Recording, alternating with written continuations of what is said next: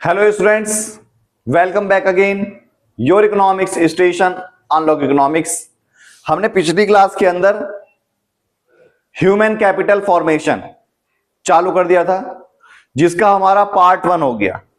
ये human capital formation आप लोगों के 12th के सीबीएसई बोर्ड में, 11th क्लास के अंदर UP board, Haryana board, Bihar board, Paschim Bangal या कहीं पर भी ये 11th क्लास के अंदर आता है।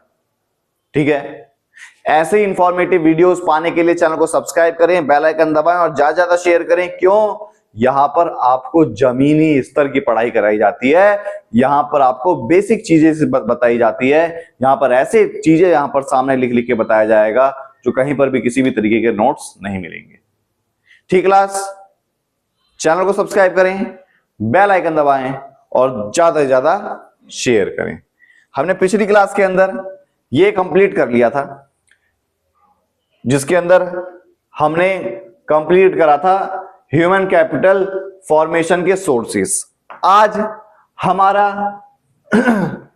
ह्यूमन कैपिटल और फिजिकल कैपिटल के बीच में डिफरेंस पता लगेगा। आज हमें ह्यूमन कैपिटल और फिजिकल कैपिटल के बीच में डिफरेंस पता लगेगा। क्या डिफरेंस है? सबसे पहले मीनिंग की बात करते हैं। ह्यूमन कैपिटल ये एक स्टॉक है ह्यूमन कैपिटल रिसोर्सेज का, मतलब इस समय हमारे देश के अंदर कितने लोग काम कर रहे हैं वो स्टॉक कहलाएगा। कितने लोगों के अंदर स्किल डेवलपमेंट हो चुका है वो स्टॉक कहलाएगा। फिजिकल कैपिटल, इन स्टॉक से जो सामान निकल कर आता है टूल और मशीन से यूज फॉर प्रोडक्शन, वो बोलते हैं हम लोग फिजिकल कैपिटल। ह्यूमन कैपिटल, मेरे अंदर एजुकेशन है, ये कोई देख नहीं सकता, मेरी नॉलेज कितनी है मेरे पास ये कोई देख नहीं सकता। लेकिन फिजिकल कैपिटल ये क्या होता है? टेंजिबल होता है। ठीक है, ये कैन नॉट बी ट्रेड, इसका हम व्यापार नहीं कर सकते, इसको हम खरीद नहीं सकते, लेकिन हम फिजिकल कैपिटल को हम खरीद सकते हैं मार्केट के अंदर। वियर और टीयर, इसके अंदर डेप्रिसिएशन नहीं लगता, इंसान के मरने तक चलता है, लेकिन ये डेप्रिसिएशन होता है। Create both private as well as social benefit, ये समाज के बेनिफिट, प्राइवेट बेनिफिट, इन सब से क्रिएट होता है। इसमें किससे क्रिएट होगा? क्रिएट ओनली प्राइवेट बेनिफिट, ये सिर्फ प्राइवेट बेनिफिट के लिए करा जाता है। मोबिलिटी, इसे हम आसानी से एक जगह से दूसरी जगह लेकर जा सकते हैं, ठीक है, लेकिन किसी एक के अंदर हम ट्रांसफर नहीं कर सकते, वो थोड़ा मुश्किल होता है, ये आसानी से हो सकता है। ठीक है, फिर अगला ह्यूमन कैपिटल फॉर्मेशन और फिजिकल कैपिटल फॉर्मेशन। ये डिफरेंस, साइड में खड़ा हो जाता हूं, स्क्रीनशॉट ले लो, आप लोगों को ये खुद पढ़ना है। ठीक है, human capital, human development. Human capital का मतलब तो पता ही है, ह्यूमन डेवलपमेंट का मतलब होता है इंसान के बीच में डेवलपमेंट होते रहना, ये भी आप लोगों को करना है खुद से। अब आता है role of human capital in economic growth. Human capital का इकोनॉमिक ग्रोथ, देश के विकास में क्या क्या योगदान है। सबसे पहले हम बात करते हैं एजुकेशन की और हेल्थ की। एजुकेशन और हेल्थ प्रोडक्शन को इंप्रूव कराने का काम करता है। इन दोनों के बीच में पॉजिटिव रिलेशन पाया जाता है ह्यूमन कैपिटल में और इकोनॉमिक ग्रोथ में। जैसे जैसे ह्यूमन कैपिटल बढ़ेगा वैसे वैसे हमारे देश का विकास आगे बढ़ेगा। ठीक है, ह्यूमन कैपिटल का विकास क्या बढ़ेगा? आगे बढ़ेगा। जैसे प्रॉप्स का मतलब हायर पार्टिसिपेशन रेट। अगर हमारे देश के अंदर लोग ज्यादा पढ़ लिख जाएं, कमाने लगेंगे, देश के अंदर कमाने में योगदान दे दिया। आउटपुट लेवल, जब ज्यादा पढ़े लिखे लोग हैं, स्वास्थ्य भी अच्छा है, तो वो कुछ ना कुछ सामान बनाएंगे। इंक्रीज प्रोडक्टिविटी, अच्छा सामान बनाने की कोशिश करेंगे। और innovation of skills, innovation of skills, पढ़े लिखे लोग होते हैं ना, जिसकी हेल्थ अच्छी होती है, पढ़े लिखे लोग होते हैं, वो बैठे बैठे कुछ ना कुछ नए नए आइडियाज लगाते रहते हैं। ठीक है, ये देखो हायर पार्टिसिपेशन रेट, अगर एजुकेशन अच्छा होगा, ठीक है, प्रॉप्स पढ़ा ना, POP, ठीक है, एस पॉप्स है ना, PROPS प्रॉप्स। ठीक है, एजुकेशन अच्छा होगा, एफिशिएंसी अच्छी होगी। जब एफिशिएंसी अच्छी होगी, हायर लिटरेट पॉपुलेशन, जो पढ़े लिखे लोग हैं, साक्षर, इनकी जनसंख्या बढ़ेगी। ठीक है, जब बढ़ेगी तो अवेयरनेस हमारे देश में ज्यादा होगी, अवेयरनेस होगी तो हमारे देश में पार्टिसिपेशन रेट ज्यादा होगा, ज्यादा लोग योगदान देंगे। अब हेल्थ की बात करें, हेल्थ से क्या होगा, ये भी direct relationship, better health, higher efficiency, काम करने की क्षमता ज्यादा, ग्रेट पार्टिसिपेशन, ज्यादा पार्टिसिपेट करेंगे। फिर increase in output level, output level, ये देखो ये हमारा दिमाग है, ये दिमाग है, उसका दिमाग है, गुलाबी दिमाग, ठीक है, ये दिमाग है, किसका दिमाग है, तो उसी का दिमाग है, तुम्हारा भी हो सकता है, लेकिन है उसका, देखने वाला समझ गया। ठीक है, ठीक है, किसका दिमाग है, जिसके अंदर, जिसकी पढ़ने लिखने की इच्छा नहीं होती, जिसकी हेल्थ खराब होती है, अब उसके अंदर जबरदस्ती पढ़ाई लिखाई भी डाल दी, उसका हेल्थ भी अच्छा करवा दिया, क्या होगा, उसका दिमाग देखो कितना चलने लग गया, अलग अलग तरीके से, अलग अलग तरीके से दिमाग चलने लग गया। दिमाग चलेगा तो क्या होगा, improve in human capital, human capital का जब इंप्रूव होगा तो क्या होगा, एफिशिएंसी, काम करने की क्षमता बढ़ेगी, दिमाग चलेगा, और जब दिमाग चला तो ज्यादा से ज्यादा उसका काम करने में मन लगेगा, पार्टिसिपेट करेगा, आउटपुट बढ़ गया। समझ में आया।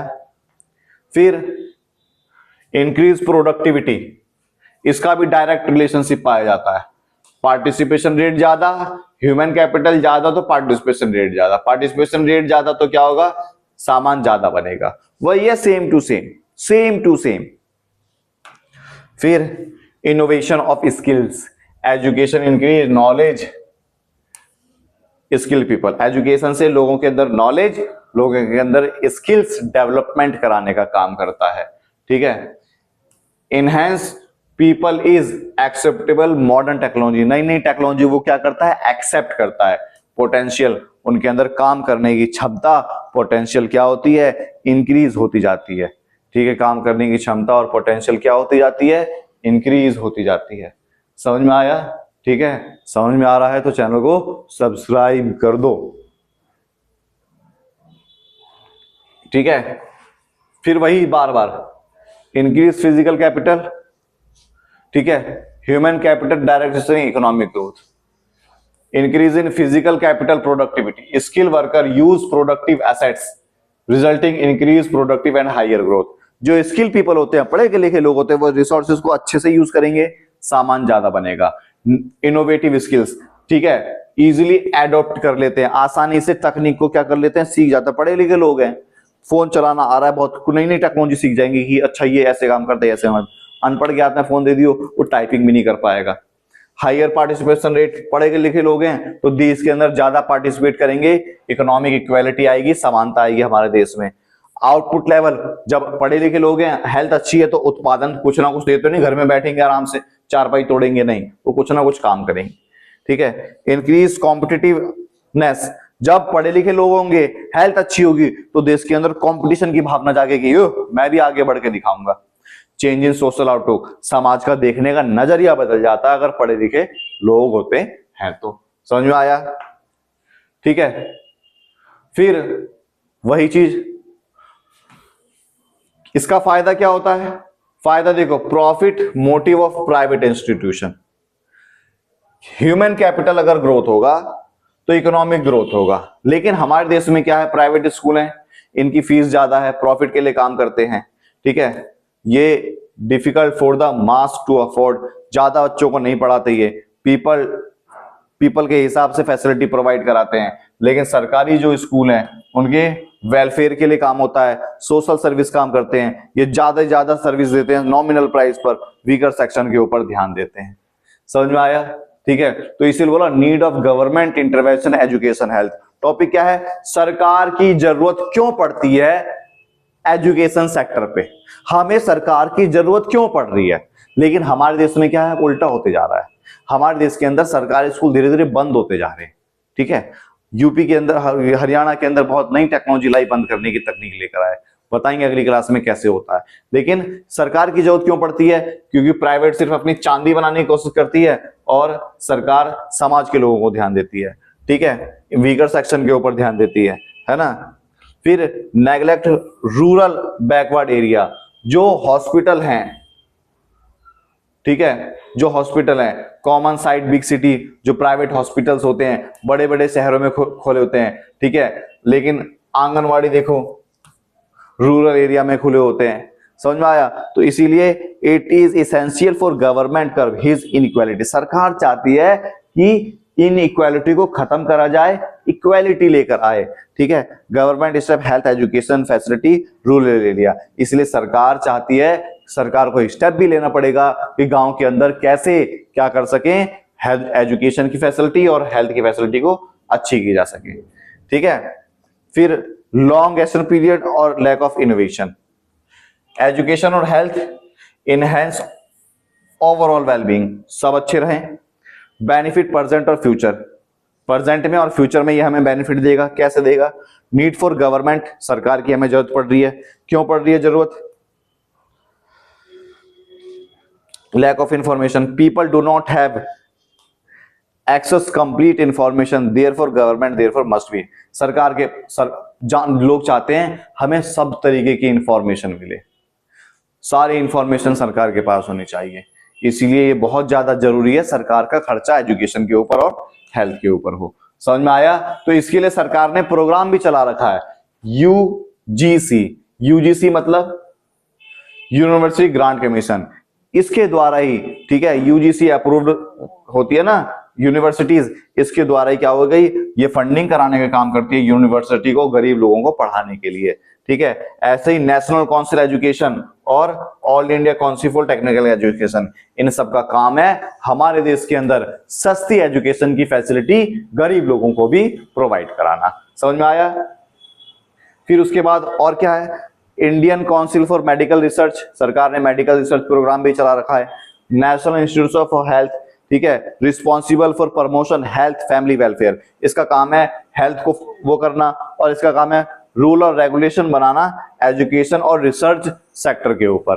तो ये सरकार की एजेंसीज हैं जो हमारे देश के अंदर एजुकेशन को और हेल्थ को बढ़ावा देने का काम करती है। समझ में आया? तो अगर आप लोगों को समझ में आया तो चैनल को सब्सक्राइब करें, बेल आइकन दबाएं और ज्यादा ज्यादा शेयर करें। जय हिंद, जय भारत।